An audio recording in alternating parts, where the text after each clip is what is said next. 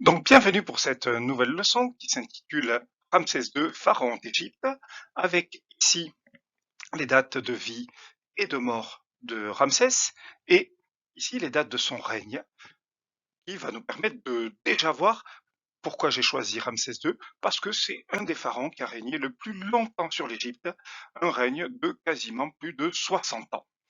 Mais avant, nous allons devoir répondre, c'est l'objet et le but de cette leçon, à la question suivante. Comment Ramsès II gouverne-t-il l'Égypte? Nous allons passer dans la diapo suivante avec un petit rappel chronologique pour expliquer la signification de ces dates, parce que ça peut vous surprendre, même si on l'a déjà vu. Ben, vous voyez, 1279 à 1213, ben, c'est un petit peu à l'envers, mais vous allez de suite comprendre que avant Jésus-Christ, il y a une manière de comptabiliser différente, mais tout à fait logique. Un petit rappel chronologique. Vous avez vu dans les leçons précédentes comment nous comptons avant Jésus-Christ, plus nous avançons dans le temps, plus nous nous rapprochons de la date de naissance de Jésus-Christ, qu'on appelle notre ère, la date zéro. Donc troisième millénaire, puis second millénaire, premier millénaire. D'après les dates que nous avons sur Ramsès, que ce soit naissance, mort ou règne, 1304-1213, nous nous situons donc au second millénaire avant Jésus-Christ, même au cœur de ce second millénaire. Et si nous zoomons, nous sommes approximativement ici avec ces dates-là de vie de Ramsès et de règne de Ramsès. Donc, pensez bien, les dates avant Jésus-Christ, on dit on compte à l'envers, mais c'est pas faux, mais plus on avance dans le temps, plus nous nous rapprochons de zéro, donc nous sommes au second millénaire. Très bien. Alors, nous avons commencé, après ce petit rappel chronologique, à essayer de trouver des arguments pour répondre à notre problématique, c'est-à-dire comment gouverne Ramsès. Pour cela, un premier document intéressant va nous guider. Il s'agit de cette statue de Ramsès que vous avez sur votre fiche que j'ai distribuée en classe. On va remarquer, Ramsès possède des attributs, ce qu'on appelle des objets ou des éléments avec lesquels il se fait représenter, puisqu'ici nous avons une statue, c'est la nature du document, une statue en granit qui représente Ramsès avec différents objets, ces objets qui ont une signification pour expliquer le pouvoir. Donc vous allez prendre les documents page 58, ici, qui est une statue de notre pharaon Képhren, et ce petit dessin qui est page 66, pour essayer de retrouver les différents éléments qui composent cette statue de Ramsès avec les objets qu'il possède. Vous allez essayer d'en retrouver quelques-uns et nous allons devoir après voir quels sont parmi ces objets ceux qui prouvent, qui indiquent que Pharaon est bien le chef de l'Égypte. Alors, si on regarde, eh bien, on a beaucoup d'éléments qui le montrent, donc certains très intéressants, on zoomera tout à l'heure, mais on va commencer ici par le cobra protecteur, qui est situé sur le némès, qui est une couronne. On verra qu'il y a différents types de couronnes, mais ici, c'est le némès, et dessus, le cobra protecteur. On a quelques pharaons aussi, qui mettent le vautour protecteur, qui est associé au cobra. Nous avons ici le bâton de berger, quelquefois avec le fléau, qui est un des insignes du pouvoir. Vous voyez ce bâton de berger recourbé, qui va avoir une signification, on le verra tout. Ici, plus difficile, on a l'étui mékès. Alors le mékès, qu'est-ce que c'est? C'est un décret, c'est un texte qui confie la gestion de l'Égypte à Pharaon, un texte selon la tradition, la légende, la mythologie égyptienne, texte rédigé par les dieux qui assure le pouvoir et la légitimité du pouvoir à Ramsès. Ensuite, ici, cette robe, cette espèce de couverture, en fait, qui est un pagne traditionnel égyptien.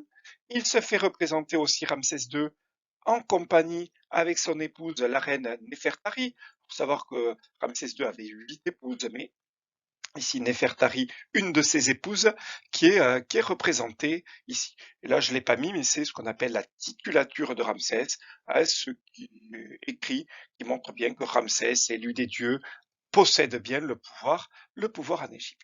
Donc, parmi ces objets, lesquels en particulier nous indiquent que c'est bien lui qui a le pouvoir, on peut en repérer deux. évidemment le bâton de berger en tant que guide de la, j'allais pas dire la nation, mais du peuple égyptien, et le némès, qui est cette couronne qu'on peut retrouver sur d'autres représentations pharaoniques de d'autres pharaons. Alors, comme je le disais tout à l'heure, d'autres pharaons sont représentés avec d'autres couronnes, et notamment celle qu'on appelle le Pshent, qui est la double couronne. Il faut savoir que avant Ramsès, l'Égypte était divisée entre la Basse-Égypte. On dit Basse-Égypte, c'est celle qui est le plus près de la mer niveau zéro, donc Basse-Égypte, et la Haute-Égypte, vers l'intérieur des terres. À une époque lointaine avant Ramsès, l'Égypte était divisée en deux, Haute et Basse-Égypte, avec des souverains qui gouvernaient la Basse et des souverains qui gouvernaient la Haute. Pour symboliser l'union de ces deux zones de l'Égypte, Haute et Basse-Égypte, les pharaons se font représenter avec ce qu'on appelle la double couronne appelée le pshent, qui est la combinaison de la couronne blanche de la Haute-Égypte et de la couronne rouge de la Basse-Égypte. Ici, ça démontre l'union, l'unité du territoire égyptien. Vous voyez, des insignes du pouvoir sont nombreux et les couronnes sont aussi des éléments de cette affirmation du pouvoir, et le pharaon se fait représenter avec ces symboles-là. Donc, on va pouvoir du coup noter ceci. L'Égypte est gouvernée par pharaon.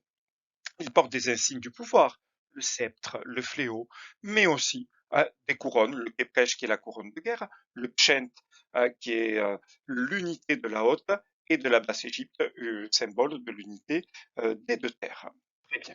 Donc nous allons, sur votre fiche, sur la carte, repérer eh bien, ces éléments ici de l'Égypte avec la basse Égypte, la haute Égypte et l'élément structurant du territoire qui est le Nil, que l'on voit ici, qui traverse l'Égypte du nord au sud, et qui est véritablement l'élément essentiel de la culture, de la mythologie, mais aussi de la vie quotidienne de l'Égypte, avec donc Basse et du coup Haute-Égypte. Alors nous allons là travailler sur un autre document qui va nous apporter d'autres éléments sur le pouvoir du pharaon. Alors ici, nous sommes en présence d'une fresque hein, du temple d'Amon, qui est au sud de l'Égypte, dans la localité de Beit el-Wali, en Nubie. Nubie, on est véritablement au sud de l'Égypte. Alors on observe quoi? On observe Ramsès II, pharaon, qui est sur son char, au cœur du combat, et il est armé, vous voyez, d'un arc et ici d'une flèche. Alors, il est avec un cheval et du coup son char, et il est représenté sur cette peinture de manière un petit peu disproportionnée. Regardez la taille qu'il fait par rapport aux autres personnages de la fresque, d'une manière surdimensionnée, je dirais, par rapport aux autres. Alors puis on observe les membres de son armée. On remarque ici, vous avez le petit numéro 2 qui nous montre des militaires, des membres de l'armée égyptienne, et on peut en remarquer aussi d'autres membres de l'armée égyptienne qui sont derrière lui et qui sont eux aussi avec les chars. Et enfin, les ennemis que l'on remarque ici en noir, des Nubiens qui est un peuple situé au sud, au sud de l'Égypte, et que Pharaon, Ramsès II, va essayer de mater, puisque les Nubiens sont un petit peu révoltés contre l'autorité pharaonique, et il va devoir faire respecter en quelque sorte son pouvoir sur ce peuple un petit peu rebelle. Et le temple qu'il a fait construire à Beit el-Wali, le temple d'Amon, référence au dieu soleil, eh bien, relate ses différents exploits, dont celui d'avoir maté la révolte nubienne et d'avoir été le défenseur de l'Égypte. Donc cette fresque-là, elle nous donne un autre élément du pouvoir pharaonique, avec non plus un pharaon qui a le pouvoir au sens politique, mais vous allez le voir, un pharaon eh bien, qui a un pouvoir guerrier, qui est aussi chef de guerre. Et ça, on va pouvoir là aussi le noter avec quelques exemples. On en parlait de la révolte de la Nubie que Ramsès II arrive à mater, mais on a aussi au cœur du règne de Pharaon, de Ramsès, en 1274, une bataille, célèbre bataille qui est la bataille de Kadesh, on le mettra sur la carte qui est plus au nord de l'Égypte, où il va devoir se battre contre un peuple ennemi les Hittites, Hittites qui souhaitent s'emparer de la ville, eh bien, Pharaon Ramsès va devoir aussi guerroyer et lever une armée pour repousser ses assaillants et ses ennemis hittites. Là aussi, dans un autre temple, le temple d'Ambou Simbel, eh bien, on voit Pharaon Ramsès II qui se fait représenter un petit peu dans la même posture que sur la fresque de tout à l'heure, eh bien, dans une posture de véritable chef de guerre qui est au cœur du combat avec ses hommes. La réalité est bien d'autre, les pharaons n'étaient jamais au cœur du combat, ne combattaient pas, c'était les chefs militaires, les chefs de l'armée, ils abouraient la stratégie, mais toujours à l'arrière, mais lui, là, se fait représenter pour faire passer ce message-là, un véritable leader guerrier. Donc sur la carte, on peut représenter ces différents éléments, avec donc l'Égypte telle qu'elle était sous Ramsès à la fin du règne de Ramsès, ici, donc le long du Nil, mais aussi le territoire du Sinaï et une partie de la Phénicie. Donc on a ces batailles une bataille célèbre de l'armée de Ramsès II, la bataille de Kadesh, qui lui permet de reprendre le contrôle de cette ville convoitée par un peuple ennemi, les Hittites. Et nous avons ici en légende, donc l'Égypte sous Ramsès, on va pouvoir le marquer, les batailles de Ramsès, et enfin ici les conquêtes de Ramsès, ou plutôt les territoires qu'il va devoir contrôler. Ça va être le cas de la Nubie qui est située au sud. Donc on a les batailles de Ramsès, et une bataille que j'ai relevée puisque je l'ai prise en exemple, la bataille de Kadesh. L'Égypte à la fin du règne de Ramsès qui fait toute cet espace-là, donc vallée du Nil, Sinaï plus une partie de la Phénicie. Et les Assur ici, c'est en réalité les territoires qui sont conquis ou alors que Ramsès a réussi à contrôler et à affirmer l'autorité de son pouvoir dans ces territoires, dans ces territoires. Donc, grâce à ce document, nous pouvons aussi dire que Ramsès est un véritable leader et chef de guerre. Troisième et dernier document qui va nous apporter un autre élément du pouvoir de Ramsès, eh bien, on va y observer sur ce document des paysans qui sont en train de mesurer les récoltes, les céréales. Puis ils sont entourés de scribes. On les reconnaît avec les papyrus ou les tablettes ici. Ils sont en train de noter, prendre des notes. On en voit aussi ici. Et on en voit là qui a un autre rôle, une autre mission que l'on verra. Pourquoi ils sont en train de noter? Eh bien, ils sont en train de mesurer les récoltes pour notamment enregistrer les différentes taxes, puisque les paysans devaient payer des impôts. Pour calculer le montant de l'impôt, il faut savoir, avoir une idée des récoltes qui sont effectuées par ces paysans. D'accord? Donc, ils sont équipés de papyrus, de stylets, mais aussi d'outils de mesure, comme l'on voit ici et comme on peut voir là, pour évaluer la proportion, j'allais dire, de ces récoltes. Alors ici, vous avez un coffre en arrière-plan qui permet aux scribes de se déplacer avec tous les objets dont ils auront besoin pour évaluer cette quantité de récolte. Ils vont placer dans ce coffre les stylets, les papyrus et leurs outils de mesure qui vont leur permettre eh bien, d'évaluer l'impôt pour le pharaon.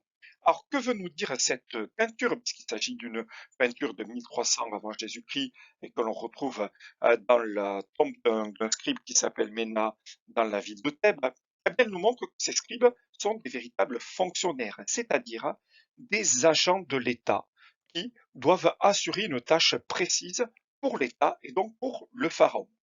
Ainsi, on peut dire et on peut en conclure que le pharaon est le chef d'une administration qu'il contrôle et une administration nombreuse.